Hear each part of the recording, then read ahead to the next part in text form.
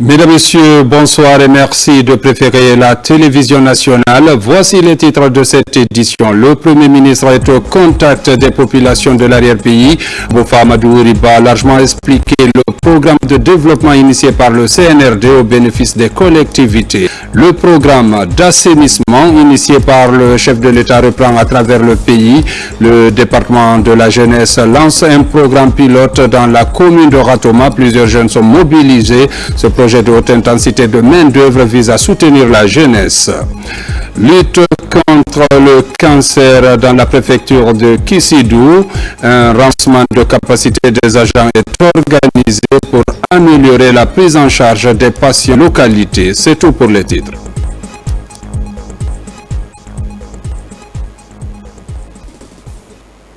Une fois encore, bonsoir et merci de la fidélité à la télévision nationale. Tout d'abord, ce décès du Kuntigi de la Basse-Guinée, Elhadj Sekouna Souma. Les délégations se succèdent pour présenter les condoléances à la famille. Ce matin, une forte délégation du Conseil national de la transition, conduite par son président Dr Dansa Kourouma, a effectué un déplacement pour se rendre à la maison mortuaire à Nongo Kontea pour présenter les condoléances d'usage à la famille éplorée. La famille à son tour a salué cette marque de solidarité des conseillers nationaux. Reportage Mohamed Lamine Kamara, Mohamed Yansani. Considéré comme le garant de la paix et de la cohésion sociale dans la région de la Basse-Guinée, le Kuntigi Elhadj Sekouna Souma a tiré sa révérence. L'illustre disparu a servi avec loyauté la Guinée par le biais du processus de décentralisation. Il a été non seulement le président de la CRD de Tanene, mais il fut aussi le président des présidents de l'Association nationale des communes de Guinée d'alors. Elhadj Sekouna Souma était le patriarche de la Basse-Guinée, le poste qu'il occupait jusqu'à ce jeudi 31 octobre 2024. C'est cette profonde tristesse qui a forcé la sympathie du président du CNT et toute sa délégation à se rendre à la maison mortuaire pour présenter les condoléances d'usage à la famille éplorée ici à Nongo Kontea. C'est aujourd'hui que j'ai appris qu'il porte le nom de Khalif de Koula dans le Labé profond. Beaucoup de Guinéens ne savent pas ça. C'est pour dire que Elhadj Sekouna n'était pas que le Kuntigi de la Basse-Guinée. Il était le Kuntigi de la Guinée. Parce que ses actions ont dépassé toutes les frontières de la Basse-Guinée pour aller à Sigiri. À un moment, c'est le président qui l'a mis dans l'hélico pour aller intervenir à Sigiri, à Zérekore, dans toutes les régions de la Guinée. Partout où il y a un problème, Elhadj Sekouna est debout, malgré son état de santé, malgré son âge. Au nom de notre institution, qui représente le peuple de Guinée, nous remercions Dieu pour ce qu'il a fait. Et nous le demandons au fond de notre cœur, au fond de notre pensée, qu'il accueille notre Père dans son paradis éternel. Très touchée par ce déplacement de la délégation du CNT, la famille d'Elhadj Sekouna Souma se dit comblée par cette marque de solidarité de la représentation nationale. Cela représente une satisfaction qu'on ne pourrait pas mesurer. Il s'est déplacé plusieurs fois pour Elhadj Sekouna de son vivant. S'il est venu aujourd'hui, Elhadj Sekouna n'est plus là, mais il est venu pour nous tous, pour la famille, pour les Guinéens. Nous avons un seul mot. Il est le plus petit, mais il est plein d'or. Il vaut son pesant d'or, c'est le mot merci. A rappeler que les cérémonies d'inhumation sont prévues ce lundi 4 novembre 2024. Décédé depuis le jeudi 31 octobre 2024, le Kuntigi de la Basse-Guinée, Elhadj Sekouna Souma, sera inhumé demain 4 novembre à Bouramaya. Pendant 3 jours, les religieux ont organisé des séances de lecture du Saint-Coran à Kontea, des prières et bénédictions pour le repos de l'âme de l'illustre disparu. Plus de détails avec Nabila Moussa Kamara et Elhadj Ismail Nabi. À la maison mortuaire du Kuntigi de la Basse-Guinée, Elhadj Sekouna Souma, décédé le jeudi 31 octobre 2024, sur instruction du président de la République, 3 jours de lecture du Saint-Coran sont organisés à Kontea. Cette action réjouit la famille qui salue cette marque de sympathie du chef de l'État et du peuple de Guinée. Notre papa, Elhadj Serona Souma Kountigui II de la Basse-Guinée, était un homme de tout le monde. C'est un homme populaire qui n'a pas de distinction, qui a sa main sur le dos de tous les fils du pays. Donc vraiment, si celui-ci meurt et qu'on passe la lecture du Coran pendant 3 jours et que la cloître soit aujourd'hui, je remercie le bon Dieu. Je le remercie pour nous avoir donné ces 3 jours et je remercie tous ceux qui sont venus ici pour nous représenter ces condoléances. Si le secrétaire général lui-même il est venu pour le clôturer, donc cela nous en dit beaucoup plus sur la personne qui est décédée. Pour de nombreux services rendus à la nation, les citoyens du quartier et les responsables religieux du pays se sont réunis pour faire 3 jours de séance de lecture du Saint-Coran, une manière d'accompagner le défunt. Le président de la République, chef de l'État, chef suprême des armées, Mamadi Doumbouya, nous a instruit d'organiser ici les séances de lecture du Saint-Coran d'ici jusqu'à le départ des dépouilles mortelles. Donc ces séances de lecture du Saint-Coran est clôturée aujourd'hui par la grâce de Dieu. Et j'étais là pour représenter le chef de l'État et le gouvernement pour une fois encore partager et exprimer sa haute compassion à l'égard de la famille Souma et tout le peuple de Guinée. Donc nous profitons de cette occasion de remercier l'ensemble des imams de Ratouma pour avoir consacré ces 3 jours sur la lecture du Saint-Coran. Ces 3 jours de lecture du Saint-Coran, dirigés par les religieux, va droit au cœur de la famille du Kountigui de la Basse-Guinée. Les leaders religieux se sont donné rendez-vous pour cette cérémonie de lecture du Saint-Coran. Objectif, prier pour le repos de l'âme d'Elhadj Serona Souma, mais aussi reconnaître les bienfaits de cet homme qui a marqué son passage dans l'histoire de la Guinée.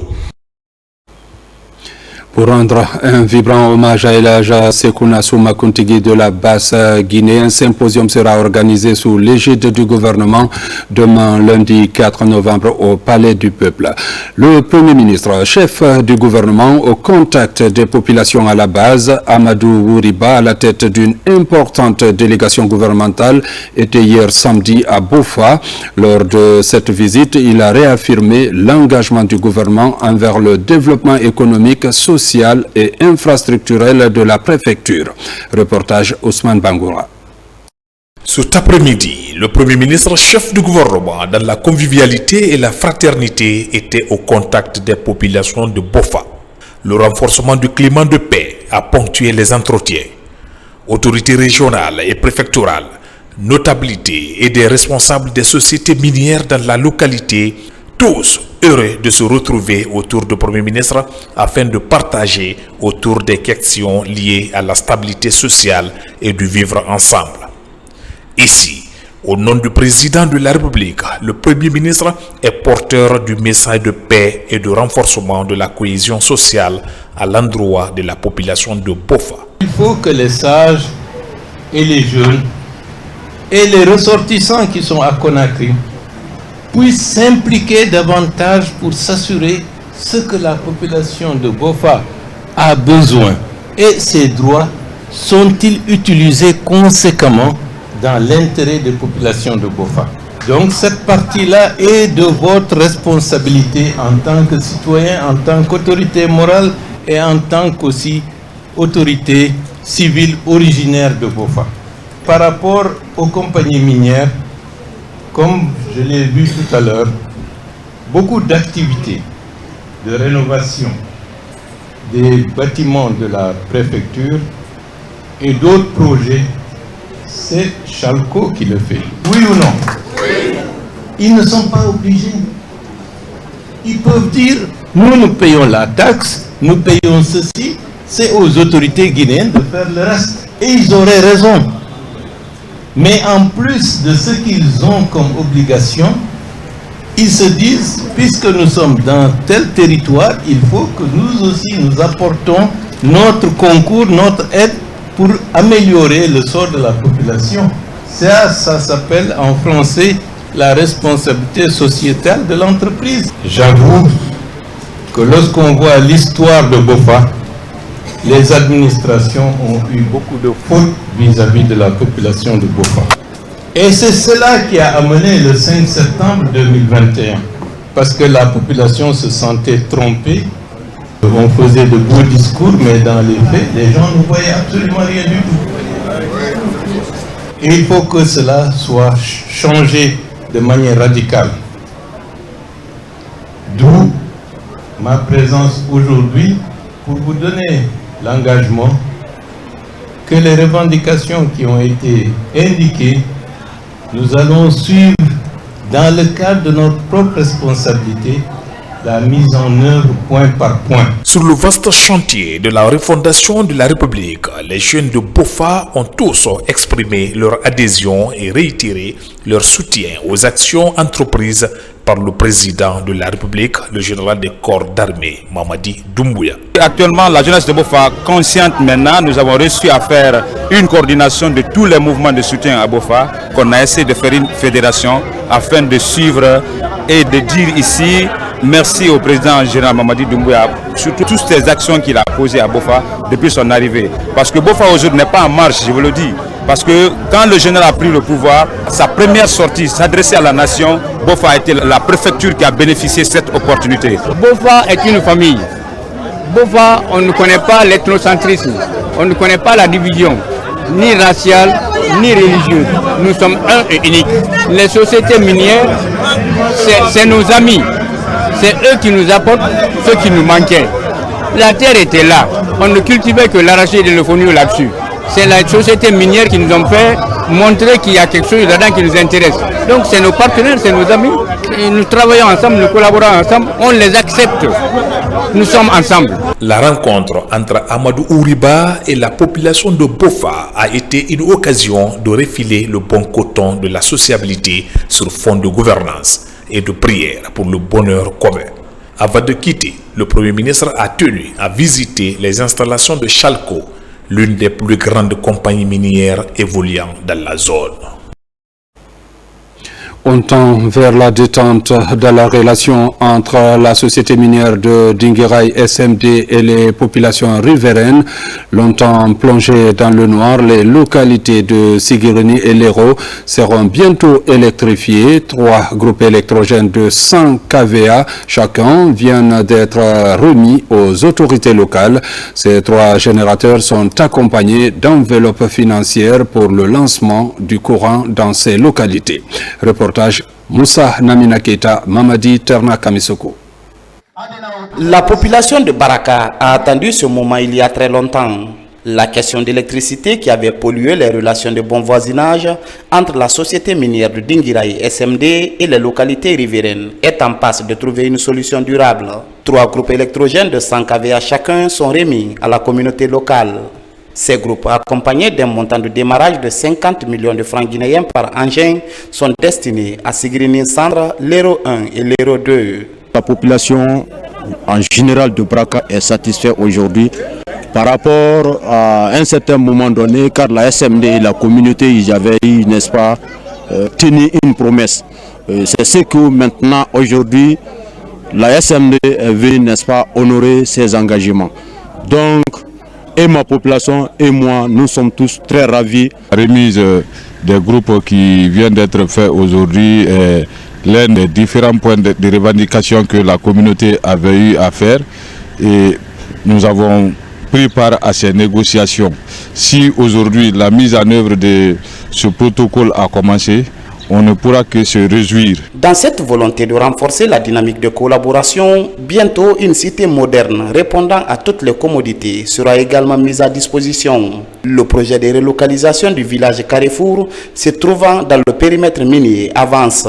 C'est un site de 43 hectares où nous avons un peu plus de 600 bâtiments en construction, les bâtiments d'habitation et les autres commodités, ainsi que les infrastructures communautaires, écoles, mosquées, marchés, etc. We are really enjoying good. En ce qui concerne vraiment nos relations avec les communautés, ce sont des relations de bonne collaboration, les relations de bon partenariat, puisque ce qui est là, on est là, ça fait très longtemps. On se considère comme une partie même de cette communauté.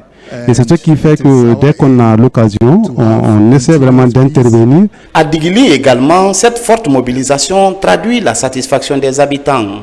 Pour appuyer l'éducation dans la zone, une nouvelle école de 3 salles de classe sera construite à côté de l'ancienne école.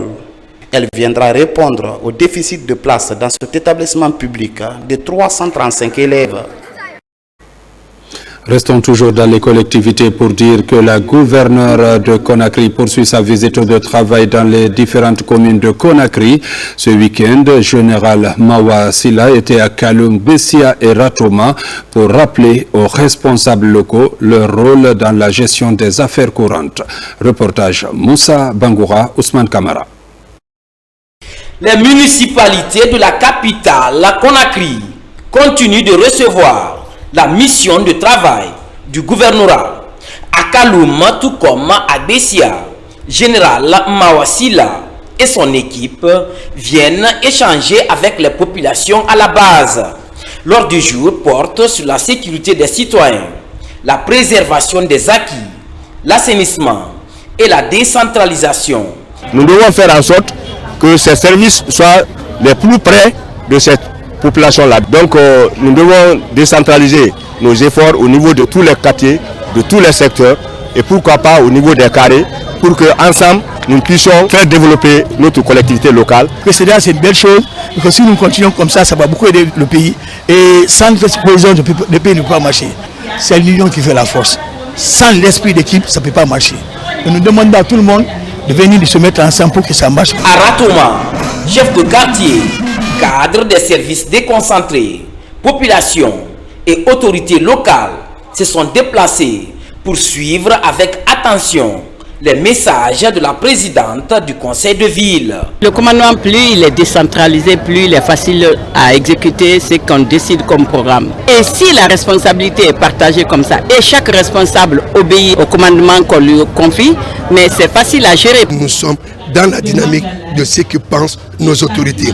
Parlons de la décentralisation. Vous avez constaté que la commune de Ratoma a mis en place déjà les chefs de carré. C'est que d'ailleurs, même avec le PNRAVEC, nous sommes déjà en avance. La paix, la cohésion sociale et le vivre ensemble ont été aussi des points débattus au cours de ces visites de travail dans les différentes communes de la capitale.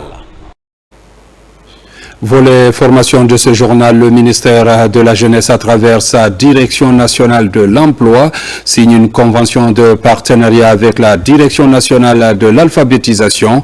Le programme vise à promouvoir l'autonomisation des jeunes non scolarisés. Plus de 1000 jeunes ont été identifiés. Parmi eux, 200 seront formés pour cette première étape en couture et aux métiers de la beauté tels que la couture. Abdoulaziz Baldé. L'autonomisation des jeunes est l'un des piliers de la refondation. Le ministère de la Jeunesse et celui de l'enseignement préuniversitaire travaillent en tandem pour promouvoir l'emploi et l'employabilité des jeunes. À travers la Direction nationale de l'emploi et celle de l'alphabétisation, une centaine de jeunes déscolarisés et non scolarisés suivent une formation en alphabétisation et d'autres métiers. La population guinéenne a un taux d'analphabétisme de 68%. Et dans ce taux, il y a plus de 75% de femmes analphabètes. Et parmi ces femmes, la majeure partie de ces femmes vivent dans les milieux ruraux. Donc, et si les femmes ont fait une prise de conscience aujourd'hui de venir dans les centres d'alphabétisation, apprendre à lire et à écrire pour être autonome demain, vraiment, ça ne peut être salutaire. Depuis l'arrivée du CNRD, la jeunesse est placée au cœur des priorités du gouvernement. Pour cette première étape, plusieurs modules seront touchés, comme le développement personnel et l'esprit d'entreprise. Simandou 2040, c'est aujourd'hui, je dirais même que c'était hier. Pour que Simandou 2040 puisse profiter à chaque jeune de Guinée, parce que c'est d'abord pour les jeunes, il est important que chaque jeune de Guinée sache lire et écrire. Donc le sine qua non, le B.A.B.A, c'est d'abord l'alphabétisation, ce qui nous a amené à signer cette convention aujourd'hui avec la direction nationale qui est habilitée, qui a les compétences et la pédagogie pour cela. C'est le couturier qui habille la miss, c'est la maquilleuse qui maquille la miss et c'est la coiffeuse qui coiffe la miss. Et pourquoi ne pas avoir tout ça ici avec ces jeunes-là qui vont sortir d'ici ou qui vont venir chez nous? Ce lancement de cette première phase pré-parcours des centres d'identification et d'orientation des jeunes et le centre d'incubation des métiers de la confection doit durer plusieurs mois. L'une des attentes de cette formation est d'accompagner les jeunes jusqu'à leur insertion avec un dispositif de suivi et évaluation. Et puis des fournitures scolaires pour les communautés locales de Amana. C'est un appui de la société Kouroussa Gold Mining pour promouvoir l'accès à l'éducation des enfants. L'objectif de l'entreprise, contribuer à l'augmentation du taux de scolarisation des tout-petits dans les zones impactées par son projet minier. Reportage Kiamokaba. Dans le district de Kinkini, dans le Amana profond, Kouroussa Gold Mine renouvelle sa détermination envers l'éducation à la base. Aux élèves, elle distribue des fournitures scolaires. Les localités de Menengui, comme Oninko et 2 écoles de Sangbrala, sont aussi touchées par cette campagne de distribution gratuite de kits scolaires. Son coût, 200 millions de francs guinéens pour lutter contre l'abandon scolaire. C'est dans le cadre de notre politique de soutien à l'éducation parce que nous sommes persuadés que un des moyens les plus importants pour sortir de la pauvreté, pour gagner le développement, c'est l'éducation. L'année dernière, nous avons fait un don pour 4 établissements.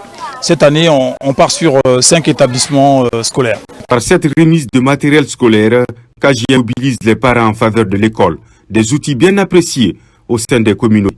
L'année dernière encore, on était là. Ils ont doté 4 établissements en kit scolaire. Cette année, 5 établissements sont prévus en kit scolaire. Donc merci pour le respect au contenu local, comme je l'ai dit, si cher au président de la République. Et merci pour la bonne collaboration entre la société KGM et ses riverains.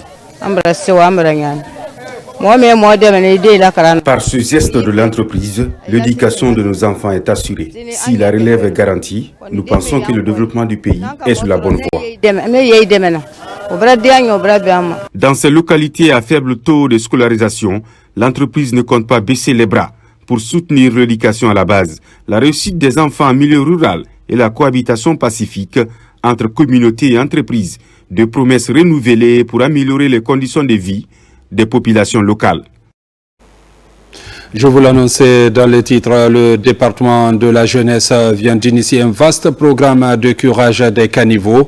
Cette opération de haute intensité de main-d'œuvre portée par l'Agence guinéenne d'exécution des travaux d'intérêt public AGETIP va employer des milliers de jeunes à Ratoma, la commune pilote. Plus de 200 jeunes sont mobilisés pour assainir les caniveaux des 11 quartiers. Reportage Moussa Komara. C'est dans l'optique de lutter efficacement contre la pauvreté, l'épineux problème de chômage des jeunes et l'insalubrité à Ratoma que le ministère de la Jeunesse, à travers l'Agence guinéenne d'exécution des travaux publics, lance ce vaste programme de curage des caniveaux.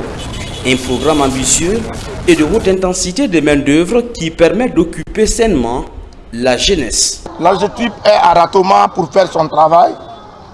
Parce que le ministre de la Jeunesse et des Sports a été instruit par le chef de l'État d'occuper sainement la jeunesse guinéenne. Parce que si les jeunes ne sont pas occupés, ils vont s'occuper de ce qui n'est pas bon pour le pays. Cette année, Conakry a enregistré plusieurs cas d'inondation avec des conséquences inoubliables. Les jeunes de Ratoma prennent conscience et déploient toute leur énergie aux côtés des autorités communales pour déboucher les canaux d'évacuation d'eau. 250 au total sont dotés de matériel et d'équipements de protection individuelle par la GTIP pour assainir ces espaces visibles. Nous devons participer à toutes les actions qui peuvent rendre notre commune propre et belle. Donc c'est un devoir pour nous, c'est un sentiment patriotique de participer à des actions comme ça pour rendre notre commune très propre et garantir la santé de nos concitoyens. Vivre dans un environnement propre où il fait bon vivre, c'est le message que le président de la délégation spéciale fait passer auprès de sa population à l'occasion du lancement de cette opération de haute intensité des main-d'œuvre. Si vous attendez parler des inondations, c'est manque de courage. Si vous attendez qu'il y a souvent des accidents, parce qu'au bord des routes, il y a de l'eau, c'est manque de courage. Donc, nous avons bénéficié aujourd'hui de l'accompagnement de AGETIP en donnant l'emploi à nos jeunes, mais aussi à intervenir dans leur propre communauté. Cette opération va durer 10 jours. Toutes les communes de Conakry sont concernées La GETIP espère aussi étendre dans les vues de l'intérêt du pays pour réduire les maladies hydriques, mais aussi et surtout créer de l'emploi pour les jeunes. Dans la préfecture de Mali, des groupements d'intérêt économique viennent d'être appuyés en vue d'améliorer leur métier. Ces groupements au nombre de 6 évoluent dans la couture, le maraîchage et la transformation du Soumbara. Ils sont appuyés par Action Éducation à travers des matériels et des fonds de roulement. Reportage Abdul Karim Kamara, Kerfalamane. Dans la commune rurale de Fougou, préfecture de Mali, il souffle un vent qui chasse les doutes. Celui de l'insertion socio-professionnelle doublée de l'autonomisation des jeunes et des femmes. Par cet élan, 3 groupements d'intérêt économique bénéficient du matériel de couture. Des machines à coudre simples, celui de broderie, ainsi que tous les outils d'un atelier de couture digne de nom. Dès au départ, Action Éducation est restée à l'écoute pour connaître nos attentes. Ces équipements ont été exprimés par nous-mêmes comme besoin et nous avons intérêt à les utiliser à bon escient. Sur le plateau de Tangué, communément appelé Mali, le même mécanisme d'appui est déployé en faveur de 3 autres groupements qui évoluent dans le maraîchage et la transformation du Soumbara. Ils sont dotés de matériaux de clôture grillagés, d'outillage et matériel agricole, d'intrants et de semences. On remercie l'Action Éducation, la manière dont ils ont envoyé notre aide. Nous, mais au village, on travaille le Soumbara. Ça va nous aider très bien. On va aussi soutenir le travail encore de plus. Cet appui touche 125 personnes, dont 91% de femmes issues des 6 groupements bénéficiaires. Des fonds de roulement sont aussi octroyés par Action Éducation. Nous devons servir de courroie de transmission entre Action Éducation et ses groupements. Cela passe par le suivi des activités, surtout en termes de conseils, pour que les objectifs soient atteints. Tout est parti d'une expérimentation que Aide Action est en train de déployer en Guinée, au Togo, bientôt au Burkina et au Niger aussi. Nous ne venons plus dans ces zones pour proposer nous-mêmes des projets, pour proposer des actions à réaliser. Nous venons, nous travaillons avec les acteurs locaux, nous les accompagnons à réaliser un diagnostic de leur territoire, à identifier quelles sont les priorités, les domaines dans lesquels ils veulent intervenir et à partir de là, construire, chemin faisant avec eux, les actions à mener. Les bénéficiaires seront également formés sur les itinéraires techniques de production. Les 6 districts bénéficiaires sont Bamba, Kobe, Pakoy, relevant de Fougou, puis Bandouya, Kortomere et Pakaya, dans la commune urbaine de Mali. Parlons aussi de cette nouvelle centrale à bitume dans la région de l'Abbé, plus précisément dans les préfectures de Tougué et Mali. C'est une action de la Guinéenne de prestations et de services Guicopress avec une capacité de production de 100 tonnes par heure. Une nouvelle centrale de concassage de granit est en cours de réalisation dans la sous-préfecture de Tountourou, préfecture de l'Abbé. Les images de Sarafdine Diallo sont commentées par Falilou Diallo. C'est une bonne nouvelle pour les citoyens et autorités de la Moyenne Guinée. La Guinéenne de prestations et de services vient d'installer des centrales à bitume dans les préfectures de Tougué et Mali. Elles viennent s'ajouter à celles déjà installées à Pita. Elles produiront respectivement 60 à 100 tonnes par heure. À Tougué, nous sommes aussi à plus de 15% d'exécution des travaux parce que nous avons des caniveaux exécutés sur les axes principaux et les dallots aussi sont exécutés sur les axes principaux. Donc dans le respect du délai contractuel qui est prévu en fin décembre 2024, le groupe Guicopress, à travers sa filière PTP, a envoyé la grande centrale de 100 tonnes à l'heure pour pouvoir respecter ce délai. On avait pensé au départ que ça allait traîner, ça n'allait pas prendre d'envergure. Mais avec l'arrivée de cette station, qui est une station neuve, qui doit vraiment faire la satisfaction non seulement de l'entreprise, mais la satisfaction de toute la population de Tougué. La réalisation de ces infrastructures faciliteront l'exécution de toute nature de contrat de l'État à Moyenne Guinée. On a la lumière 24 heures sur 24, on a l'eau à la pompe, on a le bitumage de l'Abbé Mali qui a commencé, on a surtout le bitumage de 17,5 km de bitume à l'intérieur de la commune urbaine. et tant d'autres réalisations dans les sous-préfectures. C'est une grande journée pour nous aujourd'hui de recevoir ces machines pour venir faire le bitume chez nous. Grâce aux efforts, aux initiatives du président de la République, son Excellence le général de corps armé, Mamadi Doumbia, qui ne cesse d'apporter le bonheur pour la population guinéenne en général et surtout en particulier Tougué. Plus de 50 km de routes bitumées sont prévues dans les préfectures de Lelouma, Tougué, Koubia et Mali. Ces populations fondent ainsi l'espoir de voir bientôt se réaliser cette promesse de l'État à travers Guico Presse. Santé, le programme national de lutte contre le cancer a mis en place un projet de dépistage précoce de lésions précancéreuses à Kissidou. L'une des zones pilotes de ce projet, le personnel de l'hôpital préfectoral et du centre de santé de Yendé-Milmou apprend les techniques de dépistage précoce et de prise en charge de ce type de cancer. Reportage Saamara Tolno. Pour réduire le taux de prévalence du cancer du col de l'utérus en Guinée, le programme national de lutte contre le cancer opte pour l'intégration du texte HPV et des textes visuels dans le dispositif sanitaire. 2 examens pour le dépistage précoce des lésions précancéreuses. À l'hôpital préfectoral de Kissidou, l'une des préfectures pilotes de ces projets, médecins généralistes, sages-femmes, gynécologues et agents des sites de protection mères et enfants sont à l'école du dépistage précoce. Une formation qui va durer 5 jours, 2 jours de formation théorique et 2 jours de formation pratique. D'autres formations qui sont prévues, notamment la formation des communautaires, des organisations de la société civile et des leaders religieux pour la mobilisation sociale, mais aussi pour le dépistage communautaire. L'objectif principal, c'est de dépister 90% des jeunes filles avant 15 ans, de traiter 70% des femmes dépistées pour les lésions précancéreuses et 90% des femmes doivent vraiment retrouver leur état de santé. Ce projet pilote de dépistage précoce des lésions précancéreuses met la femme elle-même au cœur de la prévention à travers des prélèvements à domicile et la sensibilisation.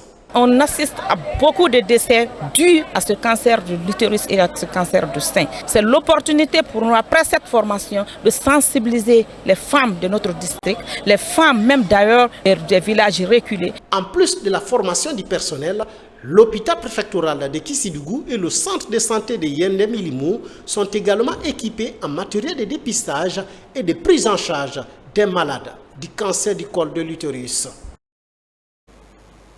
L'ANAIM appuie aussi le programme de dépistage du cancer. Elle vient d'organiser à Conakry une rencontre d'échange d'idées pour amener les femmes à se faire dépister pour guérir vite la maladie. Reportage Aboubakar Diaby.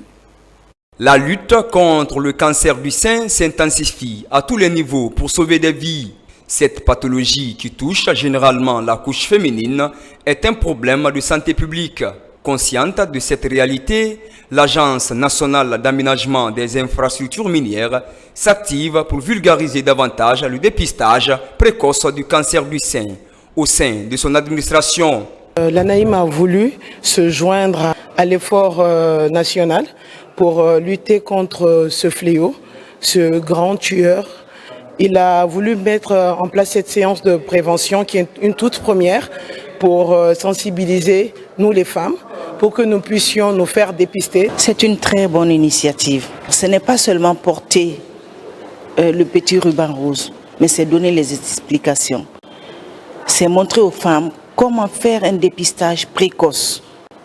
Parce que les cancers, quand c'est pris en charge très tôt, le résultat est meilleur. Pour ces acteurs de l'ANAIM, la sensibilisation sur le cancer du sein est le moyen le plus adéquat pour protéger des vies. L'idée, c'est de faire passer des messages minutes que l'autopalpation est le premier motif, le premier élément de la prévention et du dépistage du cancer du sein. C'est être capable de détecter chez soi un changement de l'aspect de la poitrine, de la sensation quand on touche la poitrine. Est-ce qu'il y a quelque chose qui est dur à l'intérieur de la poitrine? La volonté est déjà là au niveau de toutes les femmes de l'ANAIM de se faire dépister, vu que déjà c'est gratuit et qu'il n'y a pas de stigmatisation. Lorsqu'on se dit système de management innovant, c'est d'abord les ressources humaines. Ces travailleuses de l'ANAHIM sont désormais les ambassadrices de la lutte contre le cancer du sein pour vulgariser davantage les mesures préventives auprès des communautés. Santé encore après le lancement officiel de la couverture médicale des fonctionnaires et retraités. L'heure est à la vulgarisation. Une mission est en train de sillonner plusieurs départements ministériels. Objectif, expliquer aux agents publics de l'État des règles et procédures de la prise en charge sanitaire de la Caisse nationale de prévoyance sociale. Les explications dans ce reportage de Alpha Isiagaba. C'est une mission mixte. Elle est composée du syndicat, des cadres de la Caisse nationale de prévoyance sociale. Objectif, informer les fonctionnaires en activité et retraités des démarches à suivre pour accéder aux points focaux de la CNPS pour la prise en charge sanitaire. Comme ici à l'Abbé, le même exercice se tient simultanément dans les autres préfectures du pays. Nous réunissons pour cet événement des syndicats, des professionnels de la santé, de la Caisse de la prévoyance sociale qui partageront avec vous leurs connaissances et répondront à vos questions. Nous espérons que ces échanges vous permettront de mieux comprendre le système de prise en charge et de l'utiliser au mieux. La couverture médicale des agents publics de l'État à hauteur de 80% est une initiative présidentielle de l'Abiakundar en passant par l'Ilouma et Gawala. L'équipe a échangé avec les fonctionnaires et retraités. Partout, la vision est saluée. Donc ma femme présentement, elle est hospitalisée à Kamsa, mais c'est une fonctionnaire. Je pense que je profiterai des informations que j'ai reçues ici pour essayer de me lancer immédiatement autour de ça. L'accueil, la bienveillance, ça compte beaucoup. Il y a un retraité qui vient de dire que le point focal est allé jusqu'à lui rendre visite à la maison. Il le tire comme ça, de venir le voir à tout moment, il est là pour lui. C'est le traitement de l'être humain. L'être humain est protégé. C'est pourquoi le président de la République tient à vous protéger. On ne peut pas commander une population malade. La couverture médicale des agents publics de l'État est le fruit d'un protocole d'accord tripartite entre le gouvernement, les syndicats, le patronat et l'État guinéen. Et puis ce communiqué de la Caisse nationale de sécurité sociale. La Direction générale de la Caisse nationale de sécurité sociale CNSS informe les pensionnés que le paiement des pensions de retraite et de réversion pour l'échéance de novembre 2024 commencera le mardi 5 novembre 2024 à 8 h sur l'ensemble du territoire national. Au siège de la Direction générale à Koulewondi, Kaloum.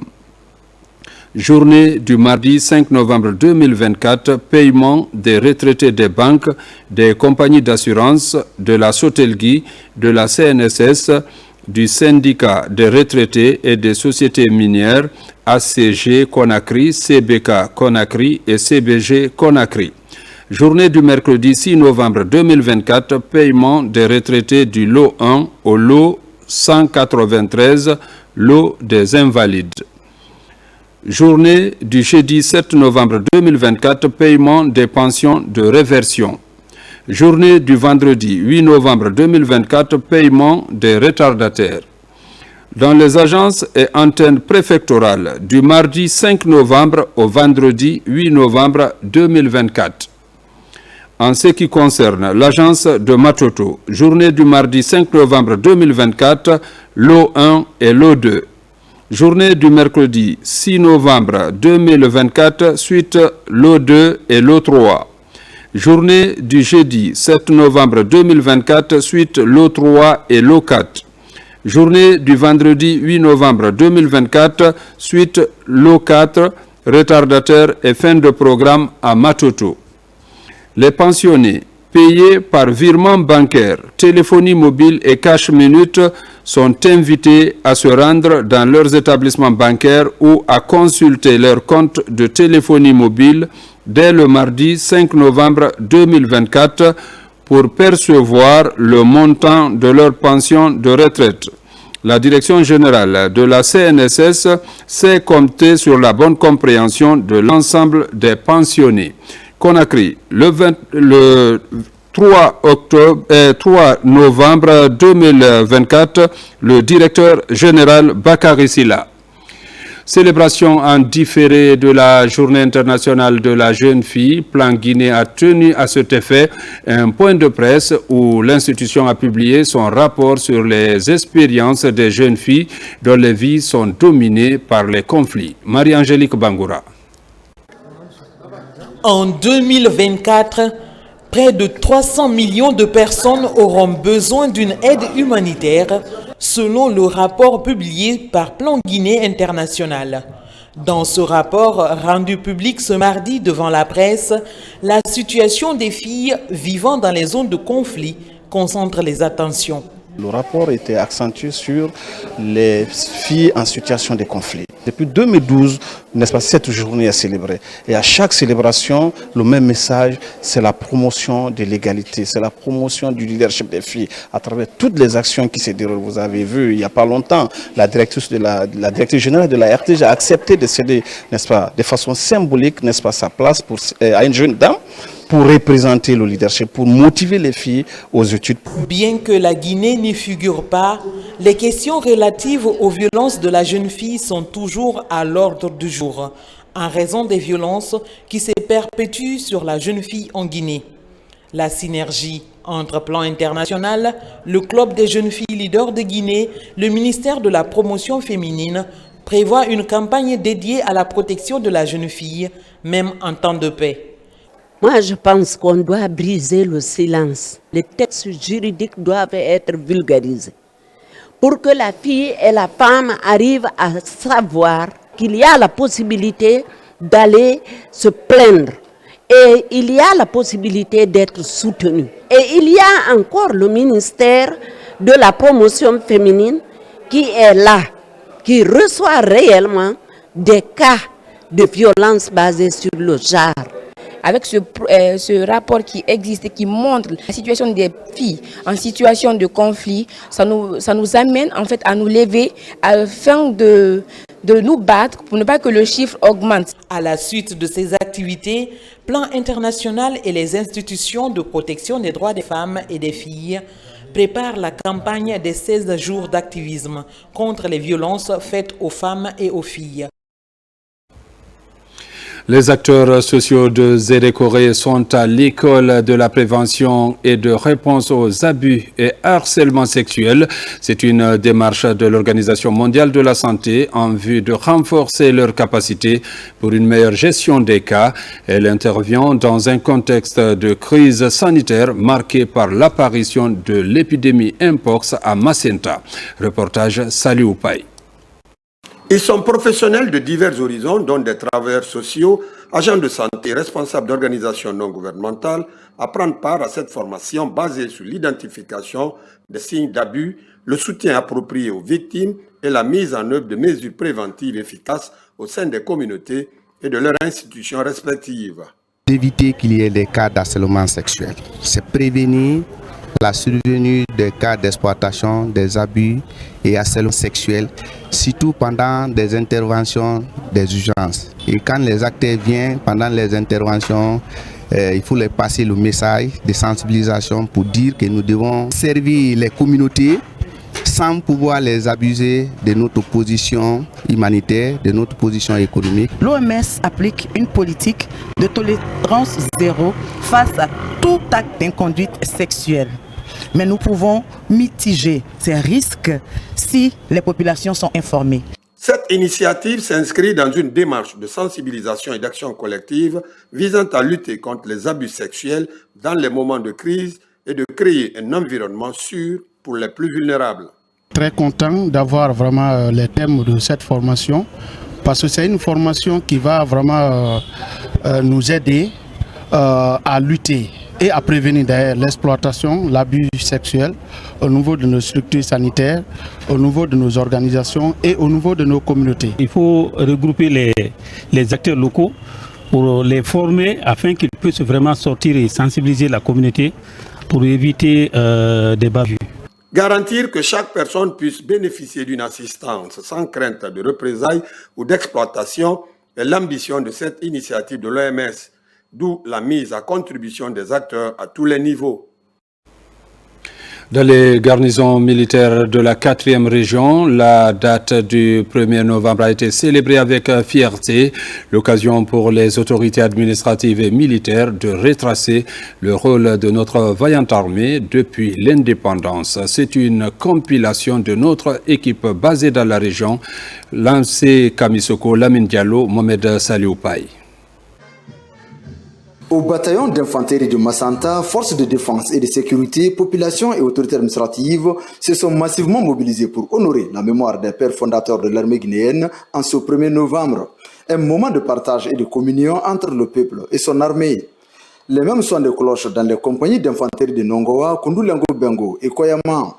Dans ces unités, main dans la main, forces de défense et de sécurité se sont donné rendez-vous afin de rendre un hommage mérité à la vaillante armée guinéenne. La population de Massanta se retrouve encore ce matin aux côtés des forces de défense et de sécurité pour fêter ensemble le 66e anniversaire de la création de l'armée guinéenne, l'un des symboles forts de notre souveraineté.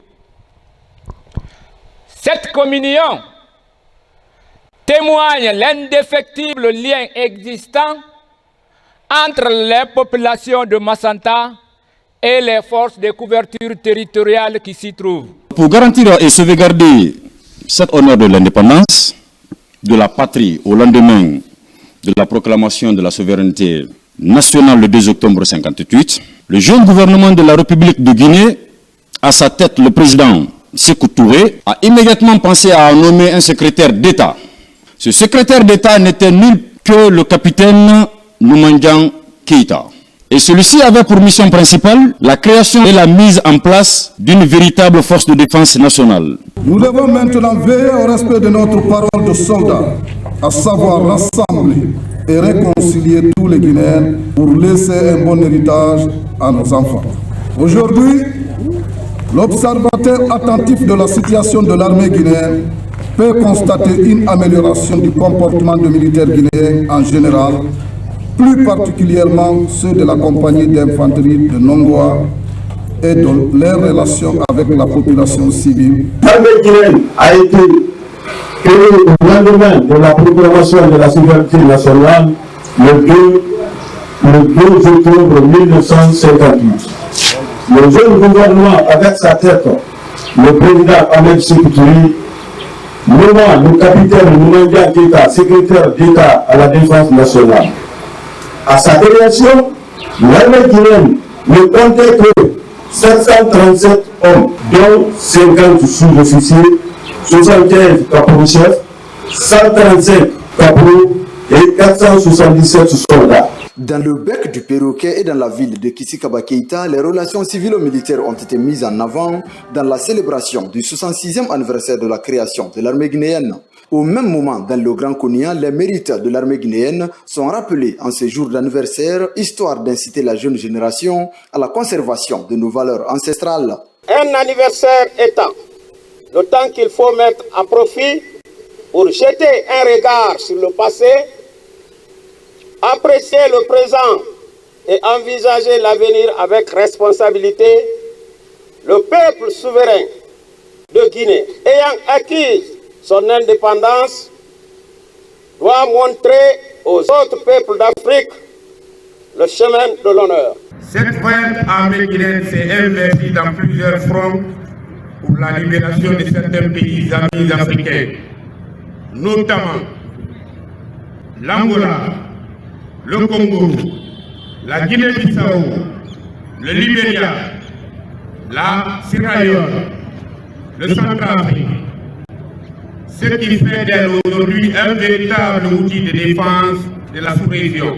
Cette fête de nos forces armées rend un hommage particulier et pieux à nos dévanciers dans cette grande institution qui ont tant œuvré pour défendre l'intégrité territoriale de nos pays et la libération totale de notre continent sous le joug colonial des oppresseurs, avec un effort particulier sur la consolidation du concept armée-nation. Au pied des monts Nemba, les compagnies d'infanterie de Lola et de Tuyo ont aussi célébré avec fierté la date commémorative de la création de l'armée guinéenne. Rappel historique, démonstration de tactiques de combat pour retracer les 66 ans d'expérience de la Grande Muette en ce 1er novembre.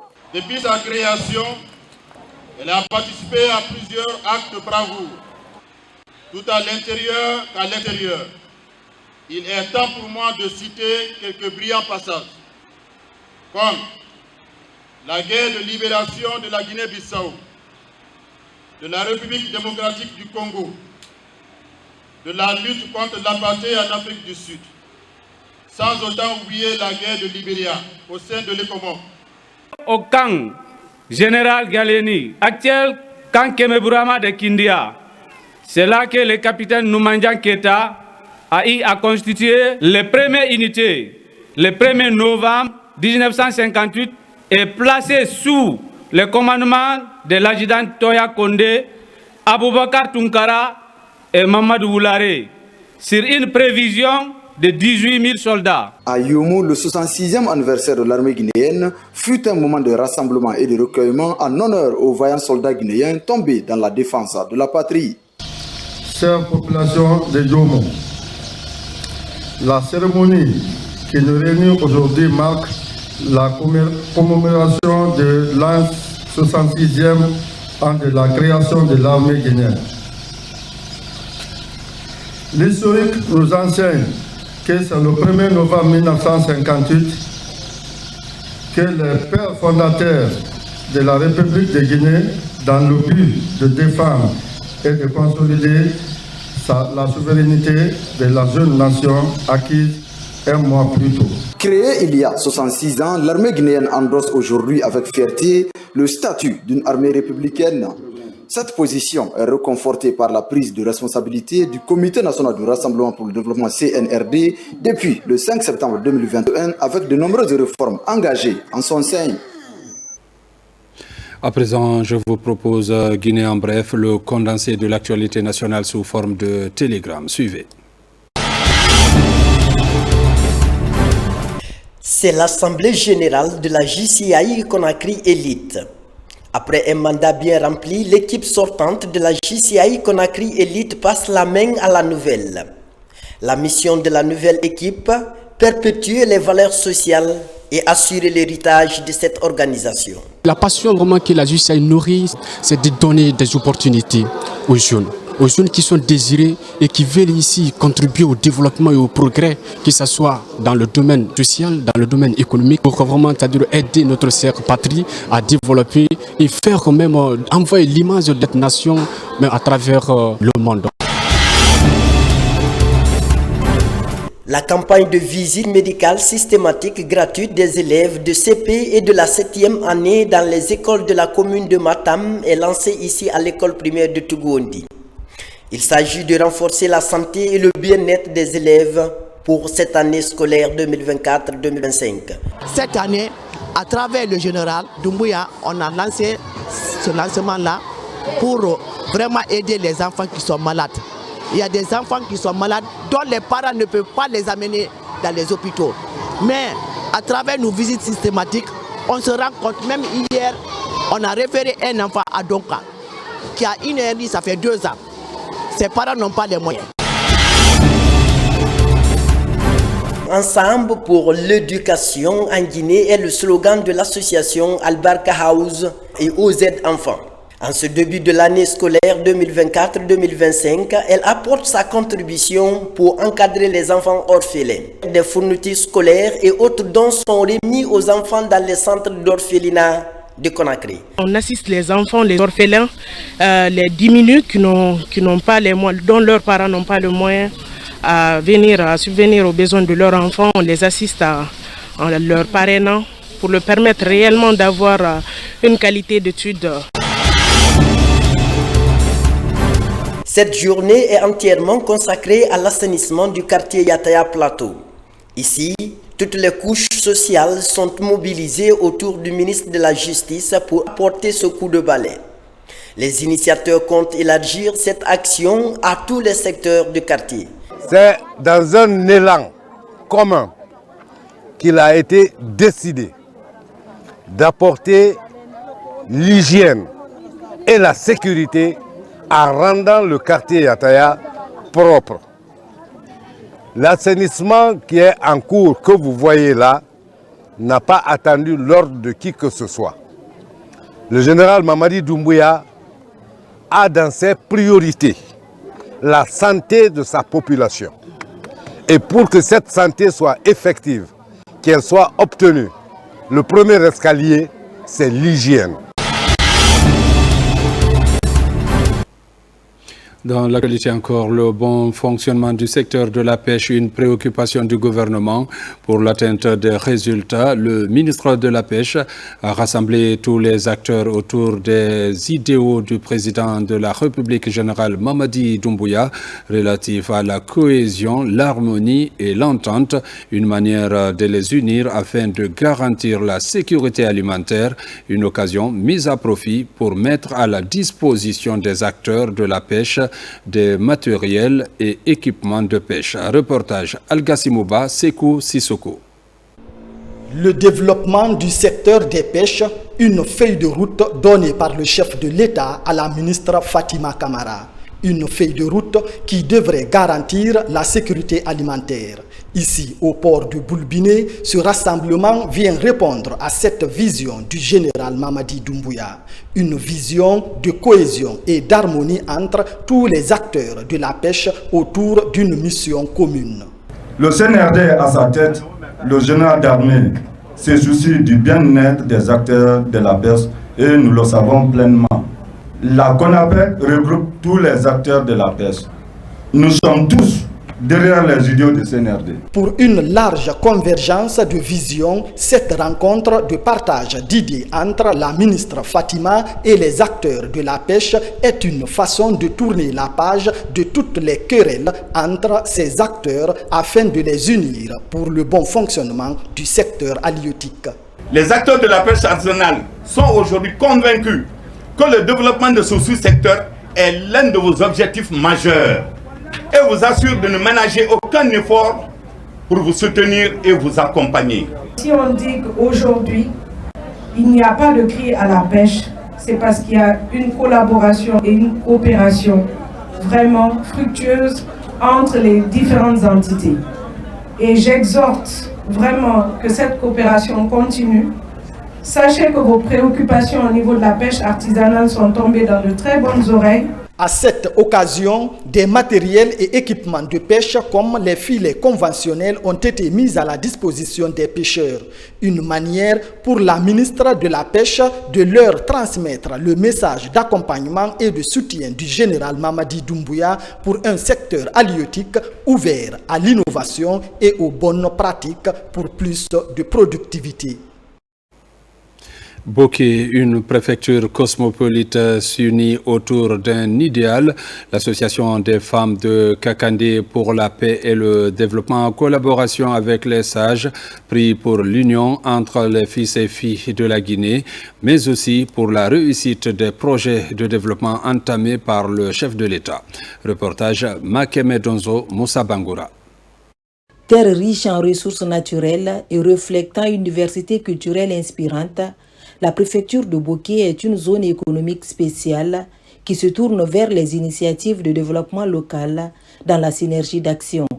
Là-dessus, les ressortissants de Kakandé, les nièces et neveux, se donnent les mains pour un objectif précis, prier pour le développement de la Guinée, notre patrimoine commun. La cérémonie de lecture du Saint-Coran a été initiée par l'Association des femmes de Kakandé pour la paix et le développement pour prier pour le développement de la Guinée, mais aussi pour toutes les actions de développement entreprises par le président de la République, le général de corps d'armée Mamadi Doumbouya, pour qu'il réussisse toutes les bonnes actions qu'il a pour la Guinée et pour les fils et filles de notre pays. Aujourd'hui, c'est l'étape de Conakry. Dans les semaines à venir, nous allons nous rendre à Boké avec une série d'activités, notamment le reboisement et une grande cérémonie de lecture du Saint-Coran pour toutes les filles et fils du Kakandé et pour les filles et fils de la Guinée. Cette lecture du Saint-Coran est le début d'une grande activité socio-culturelle initiée par l'Association des femmes de Kakandé pour la paix et le développement. L'objectif de cette cérémonie, c'est pour une union nationale. Ce que le groupe peut, une seule personne ne peut pas le faire. Donc nous avons prié pour tout ça là, pour que Dieu nous aide, que cela se fasse, et surtout avec le temps de Mamadi Doumbouya. L'idéal est clair. Accompagner le président de la République, le général Mamadi Doumbouya, dans ses projets de développement pour le bonheur de tous les Guinéens. Les jeunes de Sigiri dévoilent aussi leurs intentions en faveur du chef de l'État général Mamadi Doumbouya. L'espoir du peuple, c'est le nom du mouvement de soutien des acquis du président de la République. L'enjeu de cette mobilisation, accompagner la refondation. Kiamokaba. À Sigiri, les actes posés par le président de la République continuent à séduire les populations. À la place des martyrs, elles se donnent rendez-vous pour lancer officiellement le mouvement Yama Gigi, l'espoir du peuple. Le général de corps d'armée Mamadi Doumbouya est à l'honneur pour avoir enclenché la refondation de l'État qui touche tout le pays. Son engagement à mettre en avant les valeurs de justice, de paix et de développement a résonné de chaque foyer, et aujourd'hui, cette vaste foule est le symbole vivant de cet espoir qu'il incarne. Pour nous, ici à Sigiri, il n'est pas seulement un chef d'État, il est le guide qui porte en lui les aspirations et les rêves d'un peuple qui, plus que jamais, aspire à l'unité et à la prospérité. Les gens sont venus de partout, de toutes les sous-préfectures, des districts, pour venir témoigner leur attachement aux idéaux de paix, aux idéaux de sécurité, aux idéaux d'entente. Sans distinction d'obédience, toutes les couches sociales sont mobilisées pour affirmer leur adhésion aux idéaux du président de la République. Des ambitions communes se rejoignent pour une nouvelle synergie d'action en faveur des réformes engagées par la transition. Le football au cœur également de la rencontre pour prôner la paix. Tout ce qui concerne le soutien au processus de refondation, au processus du dialogue interguinéen qui sont inscrits dans la charte de la transition qui a aujourd'hui valeur de constitution, Sigiri est prêt à soutenir. Résolument engagé à accompagner les projets de développement durable dans le pays, le mouvement L'Espoir du peuple ne compte plus baisser les bras. Dans les jours à venir, il envisage de sillonner tout le pays pour exposer les grandes ambitions du chef de l'État. Avec des contenus séduisants, de belles idées sont défendues pour prôner l'unité nationale. À Kindia, le tournoi du football doté du trophée général Mamadi Doumbouya, président de la République, a pris fin hier au stade Fodé Fissa de Kindia. 8 équipes ont compéti pendant les 2 semaines et à la fin, ce sont les équipes de Télémélé et les forces de défense et de sécurité qui ont joué la finale. Après les 90 minutes sans succès, l'équipe des forces de défense et de sécurité a gagné à travers les tirs au but. Alpha Yassila. Depuis 2 semaines, 8 équipes de football ont pris part à la compétition dotée du trophée général d'armée Mamadi Doumbouya, chef de l'État, président de la République. La finale oppose l'équipe de Télémélé à celle des forces de défense et de sécurité. Les personnalités présentes à la cérémonie ont apprécié l'émulation entre les différentes équipes pour le bonheur du football à la base. C'est une belle fête et une belle initiative. Cela fait 10 ans, bientôt maintenant, qu'on n'organise pas les tournois qui regroupent les préfectures.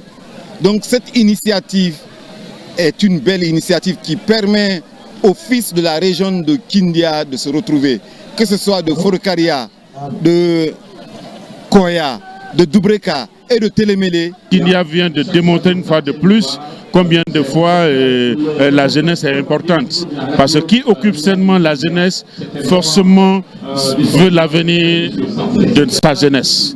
Si la jeunesse fait le sport, si la jeunesse est aux activités, je ne vois pas comment cette jeunesse peut être une jeunesse nuisible. L'initiateur de ce tournoi s'est réjoui de l'attention particulière accordée par le président de la République à la jeunesse de Kindia. C'est à la fois une grande émotion et une fierté de m'exprimer en cette soirée glorieuse qui symbolise la démonstration de l'attachement de cette région aux fondamentaux du CNRD sous la clairvoyance direction du général président patriote Mamadi Doumbouya. En plus de l'annonce de la rénovation immédiate du stade Fodé Fissa de Kindia, chaque équipe participante a reçu des équipements sportifs, un geste du président de la République. Sur le terrain, après les 90 minutes sans succès entre l'équipe de Télémélé et celle des forces de défense et de sécurité, ce sont les tirs au but qui ont permis à l'équipe des forces armées de s'adjuger de la coupe. Une victoire saluée par la hiérarchie militaire. Les deux équipes ont reçu des médailles et des enveloppes symboliques. Mesdames, Messieurs, c'est la fin de cette édition. Retenez que la Guinée est notre paradis, terre de richesse et d'innovation. Merci de suivre la RTG. Bonne suite de programmes sur la télévision nationale.